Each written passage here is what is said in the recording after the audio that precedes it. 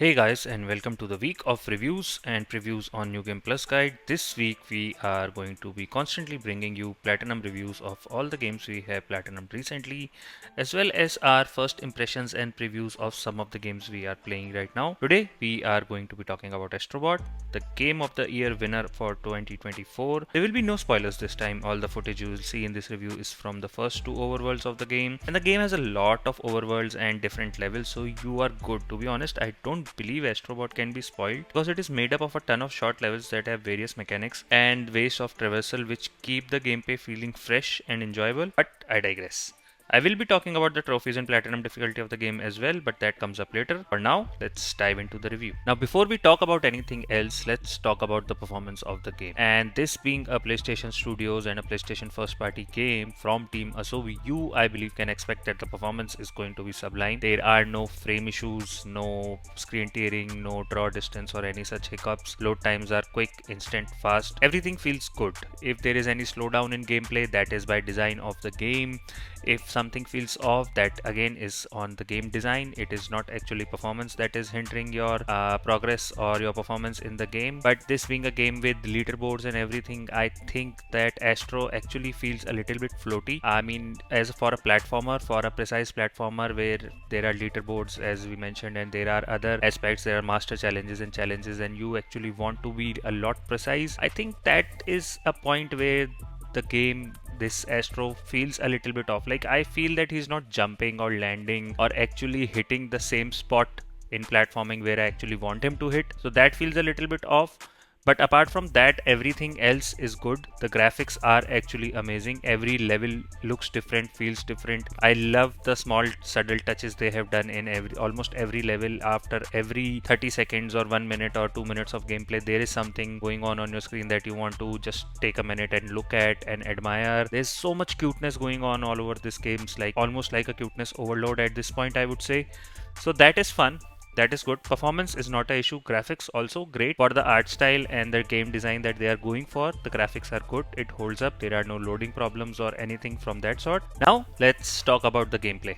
Gameplay, as I already mentioned, for a platformer, for a trophy hunter, for a person who likes to platinum every game. I am the person who, when I'm playing a game, whether it's a platformer or an action RPG or something, we go by the numbers mostly. I mean, I believe you guys do too. So we want to know when we are doing a jump a certain way, where we are landing, where we are hitting, what damage we are doing, and things like that. There's no damage output or something you have to worry about in Astro Bot. I'm just telling you how my mind works. So in that regard, Astro feels, as I said, a little bit floaty. He feels a little off. It does not feel like he's landing and dropping and getting to the right spot where I actually want him to. There are some points, there have been some sliding sections or certain sections in the game where I felt like, okay, I should have made that jump. I should have gotten all the coins, but I did not. For some reason that even I cannot tell you. I made the jump again. I did the same exact thing and I got all the coins. So that feels a little bit off, but apart from that, it is a good game. It is a fun game. It is easy to pick up. The best thing I can say about Astro Bot is actually that it is very easy to pick up. You do not need a skill set to play this game. You do not need to be a good gamer. You do not need to be someone who actually plays video games. You just need to be someone who is in the mood to just, sit on the couch, have some fun time, and you will have a lot of fun time with this game. There are so many mechanics that they keep introducing through different stages, that which makes the gameplay feeling fresh almost throughout the entire journey of Astro, and they have actually added some additional levels in as well, which also feel fresh. Even if the mechanics are repeating, the way you end up using them is not. It's different, it's fresh, it's in a new setting, it's in a different environment, so it all feels good, it all feels great. At no point do you feel like, oh, why am I playing that? At no point does it feel tacked on or just put there because a developer had an idea and they wanted you to play the game a certain way. You can have fun with it. There are a lot of places where you don't even need to depend on the mechanics. If you don't want to go with the way the developer intends you to play the game, you can just play your normal way and still go and beat the level. So if you're playing this game just to beat the levels, not worrying about the trophies, not worrying about anything, you are going to absolutely have a lot of fun with this game. This game actually is fun. I don't think this holds up in terms of gameplay and experience as compared to my actual game of the year or the best games that that I played last year, like Black Myth Wukong and Final Fantasy VII Rebirth. But I do see the appeal that this game does not actually have a skill level that you need to be at to actually play and enjoy this game. Anyone from any age group, any level can play this game. If you are a PlayStation fan, you are going to love playing these games. If you are not, you're going to learn a lot about the history of PlayStation. This is actually 30 years of celebration of PlayStation, and the number of nods and Easter eggs and stuff they have put in for that purpose is just amazing. It is mind-blowing the stuff they have put in. Like there are levels, there are special levels where you play as say Kratos or Nathan Drake or Aloy,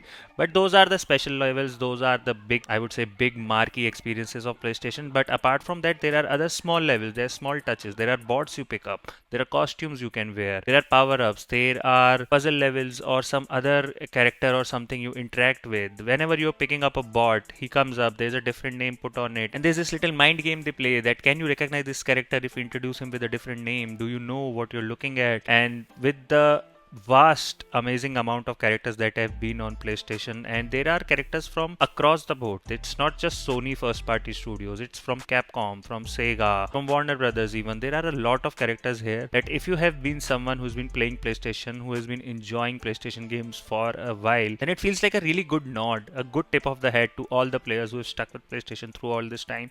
And as a gamer playing this in my 30s, it made me feel great that the kid in me got brought out, that I could recognize all these people, or I unlocked a bot and it reminded me of some game I played 10 years ago, maybe 15 years ago, and I was like, oh yeah, this is another game I played on PlayStation. It was so much fun. Like the nostalgia factor for this game is high. It's in overdrive. It is amazing. It feels great. Yeah, it's a lot of fun. Some nitpicks that I have about the game is, of course, it's not very challenging. I do like to play a little bit of challenging games, but that is a personal nitpick. The other one I have is, of course, that Astro feels a little bit floaty. The special challenges, I think they could have done something more with the special levels. And apart from that, I think this game overall has a very simple and easygoing feel to it. You don't need to be very good at gaming to be a master of this game. You can of course keep working and getting better at the levels, but that just gives you a leaderboard score. They do keep adding fresh levels to it. They have added a lot of fresh levels to it that I would suggest you guys try out. It's free, it's fun. You can hop in for a couple of hours, have some more fun with Astro Bot if you love it. So that is a good thing they have done about this game. I am enjoying this game, and I do understand why this game won Game of the Year across other games which in my opinion were better experiences. But I think that there is a skill level for those games. Not everyone can play these games, but Astro I can easily recommend to anyone. Whether you play games, whether you don't play games, whether you're a PlayStation fan, whether you're not a PlayStation fan, whoever you are, if you pick up Astro Bot, I can say for sure that you're going to have a fun time. That is what this game is all about. I'm not saying that this game is going to blow your mind. I'm not saying this is going to make you a PlayStation gamer or make you go and buy a PS5 right away. This game is not going to do that. This is not that game. But if you enjoy gaming, then of course this game is going to make you feel good, and that is, I believe, what gaming is all about. So there, Astro is actually hitting its target. It's doing its job, and I will have to commend the game for that. Another aspect where I really have to commend Team Asobi and the developers for this game is actually how well they have actually utilized your entire PlayStation system to add and enhance the experience of playing this game. Like the haptic feedback across the board, the motion controls and the use of haptic triggers and everything is just amazing. Although I would like to recommend that for some of the challenge level that you have to beat later on, do turn on haptic feedback and motion control so that it actually makes the gameplay a lot easier, and when you're looking to hit those tricky timings, it will actually go a long way to help you out. Apart from that, as I said, this is a great game. I don't have a lot of negatives against it, but what I do want to say is that as an overall experience, I was a little underwhelmed because this being a Game of the Year winner and other stuff, I think my expectations were a little too high. If I would have gone in just thinking about, oh, this is just a normal game I'm going to play, maybe have fun with it, then maybe I would have come out feeling differently about it. But then again, I did buy this game at launch. I did pay full price for it. So I believe my opinion is valid that I do feel that for the money I invested in this game, I think I could have actually waited to buy this on a sale or somewhere down the line where it is eventually obviously going to be coming to the PlayStation Plus. But that is my general opinion, guys. that is how I actually feel about the game. Now let's talk about the Platinum Trophy. The Platinum Trophy is actually very straightforward. You have to go for 100% game completion. There are a lot of bots and puzzle pieces and Lost Galaxy portals hidden all across this game, across every level of this game, that you have to unlock. Unlocking them is fun, finding them is obviously fun. So you are having fun, that actually adds to your experience. It's just about finding every secret in every level that you are playing and you're good. There is no skill cap or skill requirement for finding every secret. There are actually challenge levels in this game and they can be a little bit unforgiving. I would not even say unforgiving, they can be a little bit tougher than your regular gameplay. This, I believe, is what is meant to remove the wheat from the chaff, as you say. Like, this is where the differentiation comes between, like, are you a hardcore gamer or are you just a casual gamer. If you're going for the trophies, you actually absolutely have to do those challenges. There is a master challenge which is actually pretty tricky. There are some other challenges, like there are square level challenges, O level challenges. The challenges are also divided into PlayStation symbols and stuff. PlayStation branding across the board obviously is very prominent in this game. If you don't obviously know it, then I hope you can see on the screen as well what is going on. But as I said, for those challenge levels, it can be a bit tricky. I would not say it is a tough platinum, but it will consume some of your time. You will definitely have to play some challenges multiple times to get the hang of them and get the timing correct or get to the end, whatever you needed to do in order to actually beat those challenges. You don't actually need to do perfect runs or anything. You just need to beat them at a set time for the DLC challenges, or just simply beat them in order to unlock the trophies, and you're good. The trophy is not very difficult, I would say. The trophy difficulty I would put at around 4, maybe 5, depending on how good or bad you are at platformers. It's not something you need to worry about. If you're playing the game and enjoying the game, you can definitely platinum it. Like, there's nothing to say about that. Another important note about the platinum is that a lot of the collectibles are actually in the crash site, in the hub world of the game, the starting area that you get to, but they don't get unlocked till you have beaten the entire game and found all the puzzle pieces.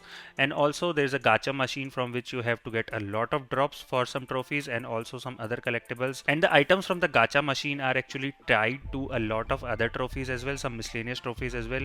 I think you unlock like 20 trophies just from the crash site, but that is once you have actually collected everything, got all the puzzle pieces, and also gotten the respective drops from the gacha machine. For that, you will actually have to grind for some coins, because every drop from the gacha machine costs some points or coins, and you will actually end up grinding for some coins. Like, even if you do everything 100%, I think you will still be around 1,000 or 2,000 coins short for everything. So be ready for that. I think that is another thing you can accumulate in your challenge runs, but challenge levels don't give you any coins, so it is actually useless. You will actually have to play some of the longer levels again and again. I suggest the levels in the 6th overworld or the levels in the 5th overworlds. The first time you get the water power up where you become a sponge, those levels are the best one for the coin drops, for farming for coin drops. That, I think, is one advice that can come helpful in your platinum run. Apart from that, of course, look at the guides and you can find everything else. There is an entire platinum trophy guide and walkthrough on my channel for Astro Bot. You guys can go and easily check it out and have fun with it. In that guide, I am also telling you guys how you actually can beat the game, how you actually can master certain challenges, and what are the tips and tricks that you can use to actually, make your platinum journey a little bit easier for this game. So that, I believe, guys, is what I actually feel about the game. Now I think it is time to score. My final score for Astro Bot is an 8 out of 10. I believe this is an amazing game. As a PlayStation fan, this is a thank you note to you. It is a love letter to every PlayStation fan. And if you are like me, someone who has been with PlayStation since, say, PlayStation 1 or maybe 2 and 3, and you have been enjoying PlayStation games for a major part of your life, then you are going to love this. You are going to really appreciate the little nods that they have put into this game. You are going to have a lot of fun with it. I just feel that this as an overall experience is not engaging enough, or maybe challenging enough, or not, or mainly it's not something that you remember past the nostalgia factor. Like, once you're done with this game, it's in your back mirror. I don't think you ever think about it again. I don't think this is a game you fall in love with. I don't think this is a game you go telling your friends that, oh, Astro Bot, I played, what a great experience. You are obviously going to play this game and have a lot of fun. You are actually going to be happy, laughing, smiling, being overwhelmed with cuteness and everything. You are actually going to feel really good about playing this game, but you are not going to have those, water cooler conversations about this game. Oh, look, this is the game I played last night, and this is how I felt, and this is how I'm still feeling. This game is not going to linger on your mind. It's simply out of sight, out of mind. That is what I feel about this game. As for the Platinum experience, I would like to give this game a Platinum score of 6 out of 10. The Platinum is good, it's fun, but of course with all the repetition involved, it made me play the game a lot longer than I would have expected it to. And Astro Bot actually is a game that heavily relies on first impressions. Like once that first impression, that novelty of the first time of the experience, the surprise, the excitement and everything has actually weared off, you don't actually end up having a lot of fun doing those runs again and again. It does get frustrating really quickly. So that is where my score is, guys. And this, ladies and gentlemen, brings me to the end of my Platinum review for Astro Bot. I know it has been a long time coming. Some of you actually have been waiting for it for a long time, and I'm sorry for the delays, but we have been busy playing some games for you. We have been busy making some trophy guides for you. So I hope you guys can understand. But now that we are here, I'm going to be bringing you some more Platinum reviews this week. Also, do watch out for my first impressions of Elden Ring Night Rain, and our Elden Ring Night Rain trophy guide and 100% Platinum walkthrough is also going to be up pretty soon. So watch out for that as well. Apart from that, if you have tuned in so far, thank you so very much for doing so. If you like this video, please be sure to like it. Please subscribe to my channel if you haven't already. Our goal here is to bring new guides and new walkthroughs which are very simple and very easy for you, as well as our opinions of all the latest and greatest games releasing. So with that said, please do remember to like, share and subscribe once again. And as always, ladies and gentlemen, wherever you are, whatever you are doing, stay safe, stay healthy and stay busy playing some good games.